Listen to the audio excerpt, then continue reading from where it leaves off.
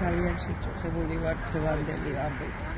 რაც მოხდა, უბრალოდ ამ ამბავს რომ არ შევსწრებოდი, ასეთი დამწუხრება და ასეთი ემოცია არ მექნებოდა ალბათ, ვერ აღვიქვამდი ისე, როგორც იყო.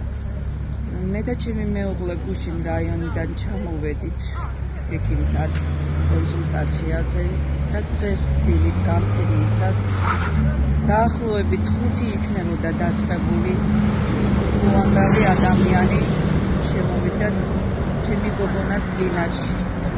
ჯერ აღფრთოვანებული და გავღიზიანდი უფრო და ვერ გავერკვე რა ხდებოდა, იმიტომ რომ არ ვიცი ჩემი შვილი მინიმუმ კაცის მკვლელი მეგონა, როდესაც ამდენი ადამიანი მოვიდა ბინაში.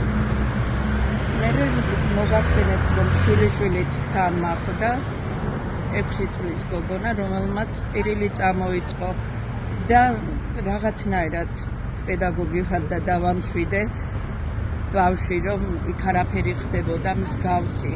თუმცა ბავშვებიც აზროვნებენ ახლა და ვიცით, ახლანდელი ბავშვებს არაფერი ეჭდება.